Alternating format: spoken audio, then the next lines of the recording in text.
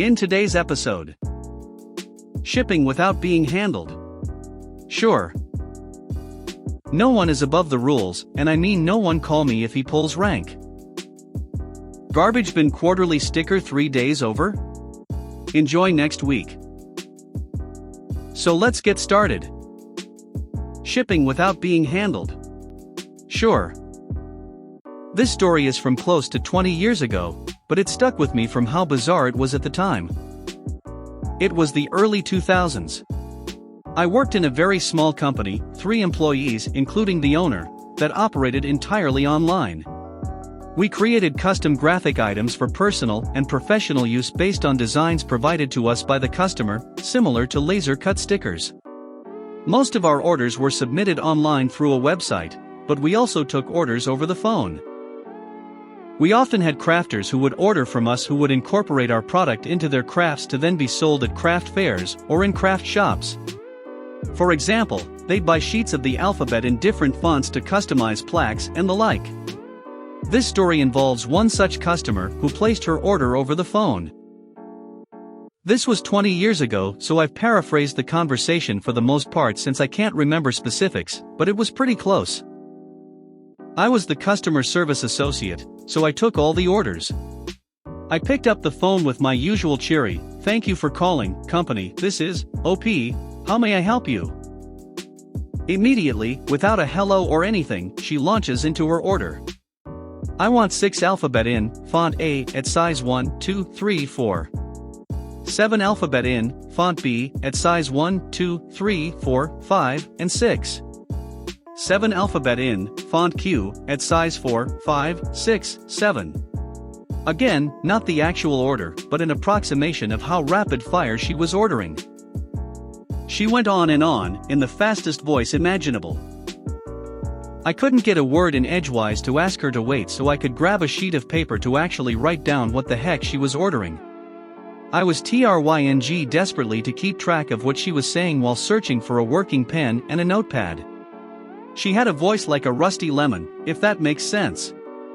Her voice instantly made me envision Aunt Spiker from James and the Giant Peach, with all the warmth and friendliness that entails. Anyway, she reels off a laundry list of separate things she wants to order in a myriad of sizes and fonts, and also some stock images we offered. It was going to be a pricey order. When she finally stopped talking, the only way I knew she was done ordering, I read everything back to her, updating the earlier stuff in the order that I hadn't been able to catch because of my desperate search for a pen. As I'm reading it back, I'm typing the order into our financial software to get a grand total for her. "Okay, ma'am, that comes to $100 plus shipping and handling, which is $30. "Yeah, shipping's expensive. I don't want to pay for that." "I'm sorry? I don't want to pay for handling." This was new to me. I'd had people argue about paying for shipping in the past, but never explicitly argue about paying for the handling. "I'm sorry, ma'am, we can't ship you the items without handling them." "I don't want to pay for handling. Shipping's fine, but not handling." "Sorry, ma'am, I don't know what to tell you. We can't ship an item without handling it." She argued with me about this for 5 minutes before I finally said, "Let me see what I can do, ma'am. May I put you on hold?" My boss was not in and the only other person in the office was at lunch, so I just made the executive decision to do what she wanted. I took a moment to get my thoughts in order, then got back on the phone. "Okay, ma'am, we'll only charge the shipping and waive the handling costs." She sounded as happy as a rusty lemon can sound. I told her I'd email her the invoice along with the proofs of her order for her to approve before we actually cut the material, then hung up. I put together the digital proofs for her order and her invoice. We charged a flat SNH rate for orders based on the total cost of the order, and I couldn't change it to take off the amount for handling. It was what it was. So on the invoice I manually removed and handling from the line item that read shipping and handling, and just left shipping $30. Then I created an additional row that read handling $0. I attached it all to an email and sent it to the customer and half expected her to call me back and complain that the shipping cost alone came to as much as the shipping and handling combined, and that she wanted to cancel the order, and I was a terrible person blah blah blah. Well, that didn't happen, and we shipped her order out the next day. I told my boss about my solution to the weird problem, and he was fine with it. It came back to bite me though, because that same woman called back regularly from that point on to order more products, and I had to manually edit her invoice each time. It was a hassle and a half. I left the job a few months later, but my first order from Aunt Spiker, the fast-talking anti-handler, has stuck with me in the years since. No one is above the rules, and I mean no one call me if he pulls rank. I used to work for a marketing company that serviced small and medium-sized businesses across America. It was a multi-billion-dollar revenue company. The CEO was a true rags to riches story. He joined the company right after he got out of jail in his early 20s for a small drug charge and worked his way up over 20 years to eventually become the CEO of the company. The CEO strongly believed that the success of the company did not come from the brilliant and intelligent minds that he hired for his executive team, but the hard work, sweat and tears of the infield sales reps, service reps, made sure the customer services were properly installed, collection reps, chased after customers who fell behind on their payments, and sales managers. He would often say, "Without sales we don't have the revenue to pay your salaries. Without customer service, customers will drop us faster than we can bill them. Without collection reps, we'd lose too many accounts due to non-payment. And without sales managers to hold it all together, we'd fall apart." And he had a rule. Every single executive team member would spend one full week of each quarter in the field with a sales manager, customer service rep, collections rep, or sales rep. In addition, when they are in the field, they are to submit to whoever they've been assigned to, and they may not pull rank. This rule applied to everyone to include the CEO. I know this, cause the CEO personally rode along with me for 5 days in the field. He was a legit cool guy. I got a story at the end about this. So, apparently we had hired a new VP of marketing from a major brand that I'm sure everyone in this sub would know of. Anyway, apparently the first time he went in the field, the VP of marketing pulled rank on a sales manager, and the sales manager reported this directly to the CEO.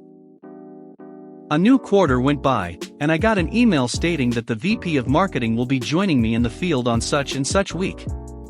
Okay, cool, not the first time I had some higher up come out and ride with me. But about an hour later I got a call from my CEO. "CEO, PJ, the VP of marketing is going in the field with you." Me, "Yes sir, I got the email."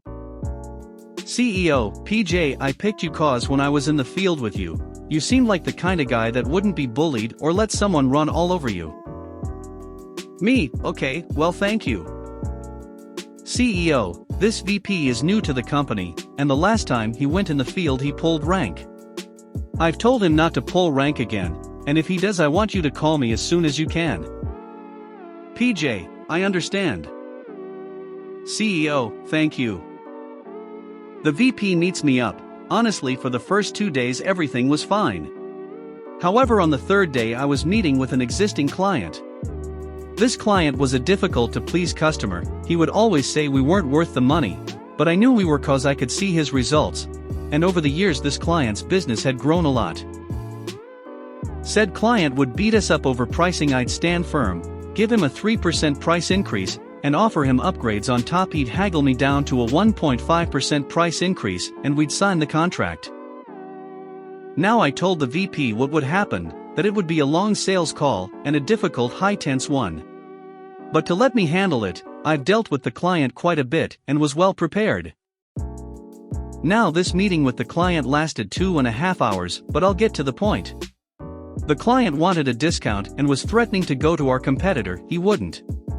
That's when the VP spoke up and said, "I'm the VP, and I'll personally give you a 15% discount on your current plan if you agree to sign a 1-year contract." The customer said 20%, the VP said spilt the difference 17.5%, and we have a deal. They agreed. I was mad as hell. One thing to mention, my commissions depended on me generating more revenue, and this VP just k'd me over. We get in my car, and I go, "You pulled rank, you shouldn't have done that." He said, "I got the deal done." I said, "Had you kept your mouth shut I'd have gotten more money, not given 20% back." He goes, "We got the contract signed." I said, "We gave away tens of thousands of dollars that we didn't need to." He goes, "Look on the VP." I then called my CEO. He saw the name pop up on my car's Bluetooth. CEO answered. CEO, "PJ, how are you doing?" "PJ, the VP pulled rank on me and gave my customer a 17.5% discount on his current plan right as I was about to close him for more money." CEO, "That's not right, where is the VP?" "PJ, you're on speaker, he can hear you." CEO, "Excellent, hey VP." VP, "Yes sir."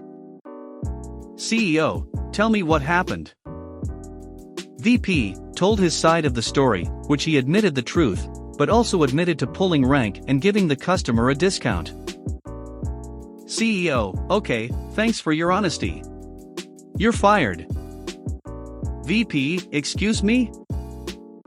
CEO, "You're fired, you have a 1-year probation clause, you're done, you don't pull rank when in the field." VP, "You can't do this." CEO, "I just did, you are to get on a plane, come back to your office and clean it out." PJ, "Take Mr. VP back to his hotel and drop him off." PJ, "Sure, no problem." And for the next 20 minutes I had an awkward car ride back to my former VP's hotel.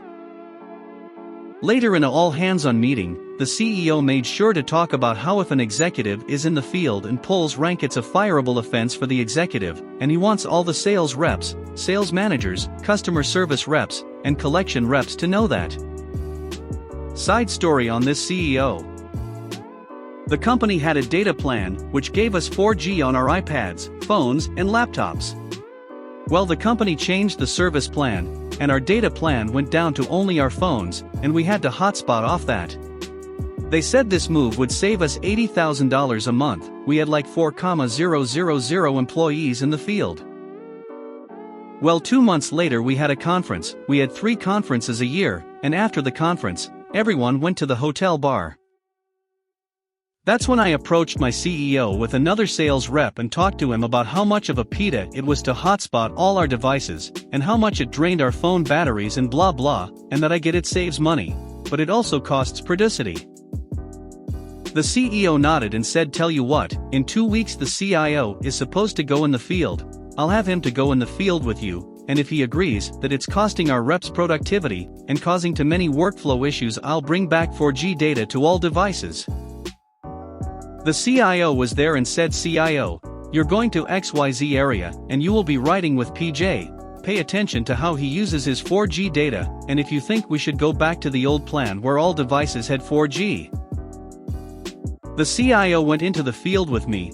On the 3rd day at breakfast he said, "Last night I called the CEO, and I said yeah, and he said I made a recommendation that we go back to our old data plan and ensure all your devices have 4G data. It's obviously creating productivity issues, and when you look at the cost per user, it's not that great." FAQ. Do you still work there? If so, why not? No, I do not work there. I was much better at maintaining and growing existing clients than acquiring new ones. The company ended up buying another company and started laying people off, and made acquiring new business more important than maintaining the current business, meaning I was going to be let go, so I quit and switched jobs before Effie fired me. Sounds like a great CEO / he's what I wish all CEOs would be. Comments. He's still a ruthless business person. I'll give you an example of what he did to a lot of managers.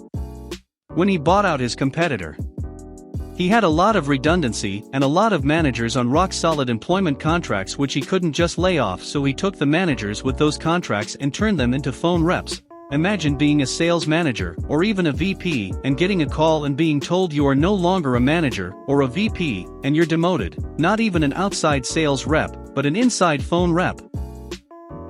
Those managers obviously didn't perform very well after being demoted and would be written up for poor performance and let go. I know of a VP in the company who was demoted to a phone rep position and literally got written up for poor performance for his first month. Oh, and he was still getting his VP salary per the contract, they could change his position/duties, but they could not pay him less, and the only way they could fire him would be through poor performance. Also, another thing he did, he invested a lot in automation during this time, so he could lay off even more people. I had a talk with my manager one day, and he said the CEO was obsessed with revenue/per employee number, and was determined to drive that number up. I want to work for them, can give me the company name/etc. No, for two reasons. First reason, the company is currently not hiring and actively laying people off. Their primary revenue comes from small and medium-sized businesses. As you can imagine, due to the economic circumstance, those small businesses can no longer afford to pay their bills, which includes my former employer. As a result, they've had to downsize. I'm sure the company will survive, they had crazy healthy margins, and I heard right before the economic downfall they had a lot of cash on hand for another acquisition of some competitors, which they didn't go through with, cause I bet they are using that cash to survive. Secondly, I don't want to be doxxed. What's my opinion of this CEO? Honestly, nothing but F***ing respect. The dude is inspiring. He is also not someone I would not want to be. He's an obvious work alcoholic. His personal net worth is in excess of $100+ million, and he doesn't need to work ever again, but according to all the VPs/managers I spoke to, the dude literally works 7 days a week at all hours of the day. Put it this way, he travels so much in his biggest markets, he keeps a car that he bought since it's cheaper than buying a rental every time he flies in. What did I take away from my time with them? Honestly, I think a lot of companies could learn a lot from this company. Seriously, why more companies don't force their top leadership to work within the ranks on a regular basis is beyond me. It's one gripe I have with my current employer. This is how he reduced his sales staff. When he bought out the competitor, he removed all sales objectives. He then made maintaining current/growing current client worth 1x, he made acquiring new clients worth 5x. Also, losing revenue cost you 1.5x. Everyone was ranked against everyone, and he placed everyone in quadrants. If you fell in the bottom 25% for 2 months in a row, you got laid off. And this created for some interesting results.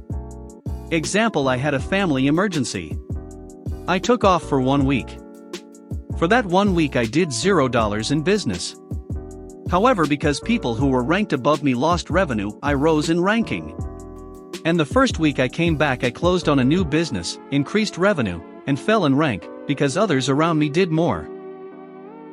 It created for some depressing performance reviews. A coworker of mine closed decent-sized new business, and he thought for sure that it'd save his job. It didn't, because another person sold more than he did, and it kept him in the bottom 25%, and he was fired. Thursday evening, he was so excited about his new account, thinking it saved his job. Friday afternoon, he let go. Garbage bin quarterly sticker 3 days over?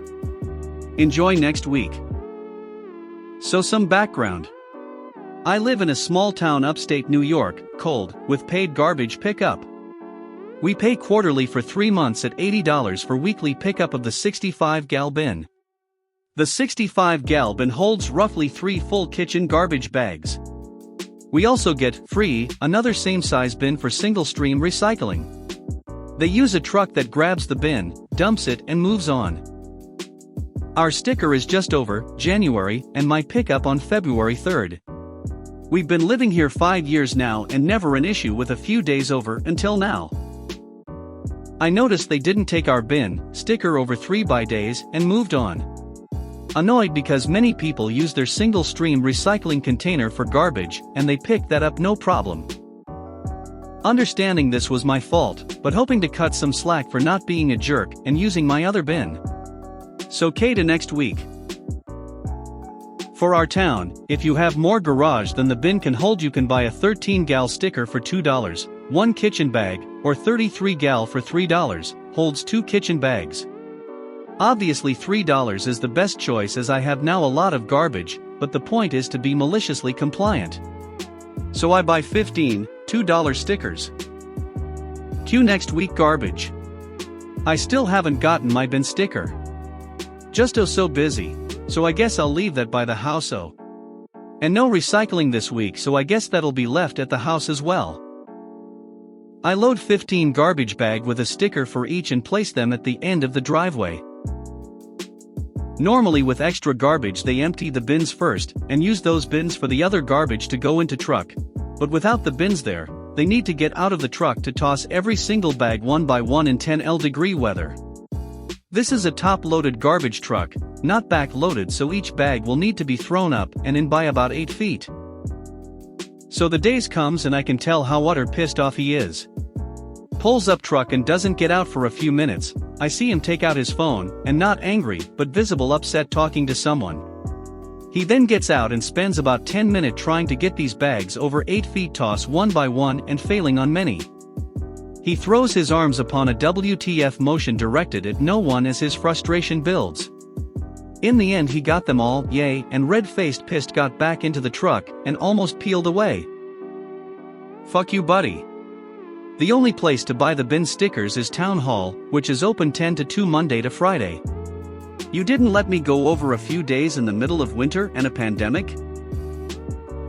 If you made it to the end of the video, thanks for watching. Don't forget to like, subscribe and share, and we will see you in the next video.